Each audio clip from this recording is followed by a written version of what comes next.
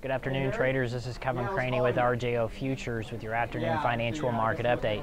Market's really treading water here in the U.S. today. In the equity markets, we see the S&P 500 down just marginally, trading at 1385 on the close, and NASDAQ down about 12 and a quarter points, trading at 2945 on the close. And really, when we look at volume in the cash markets, very anemic. Certainly, volume in the futures markets for equity indices very anemic as well. I think that has to do certainly with the week that's setting up. When we take a look at the week that's setting up, it's crammed full of data both here domestically and internationally.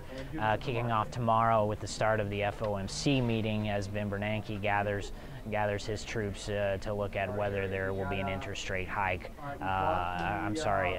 any additional stimulus or not. Certainly all the markets are cheering any additional stimulus measures that might come from the FOMC. When we look at macro data that we got today, a Dallas Fed manufacturing report that was well below expectations showed contraction in that region, and certainly that leads to the ISM manufacturing number that we'll get later in the week, and that leads many to believe now that ISM manufacturing number will actually be a reading below 50, showing contraction in the manufacturing sector. So many believe that this will be just further evidence that the Fed needs to do some kind of stimulus. More importantly, when we look toward the end of the week, we have the ECB meeting on Thursday and the Bank of England meeting on Thursday as well. Certainly the ECB's kind of really pumped up expectations for any outcome out of that meeting, with Mario Draghi talking last week about supporting the euro at all costs. We also have Chancellor Merkel and President Hollande out of France coming out and saying they will do whatever it takes to actually support the euro at all costs. And then we have Mr. Draghi meeting with the president of the Bundesbank yesterday to talk about additional bond purchases, which is something that really the Germans have been against for quite some time. So it'll be interesting to see whether the Bundesbank comes around to this thinking or not, and what exactly we get out of that ECB meeting on Thursday. When we look at tomorrow and what we're looking at from a data standpoint, really we're looking at personal income and outlays, Case-Shiller home index, as well as Chicago PMI.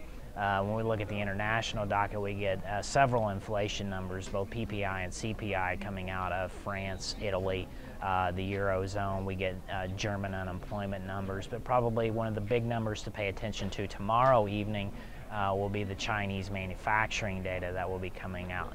The market will certainly be paying attention to this, as this has been part of what has been leading to the slower growth globally, is the Chinese slowdown and just how big of a slowdown it may be. When we look at interest rates today, we see in the United States, we see rates actually trading a little bit lower, certainly ahead of this meeting, and I would say down about 4 basis points on this 10-year Treasury. Certainly I feel like the Treasury is telling us a little bit more than the equity markets are at this point. The equity markets being led to believe that something big is going to occur from some central bank this week, while the Treasury market a little bit more skeptical on just how much of an influence any additional stimulus is going to have, particularly out of the FOMC here in the United States, as there's already a lot of liquidity floating through the system at this particular point in time. So really, I think these bonds can remain well supported, but it's going to be a very cautious trade through the central bank meetings and all of the data that's coming out this week. So certainly trade with caution through that. Please give me a call at 888-596-5817 and we can discuss these opportunities and others. As always, remember, futures trading is not suitable for everyone and does carry a high degree of risk.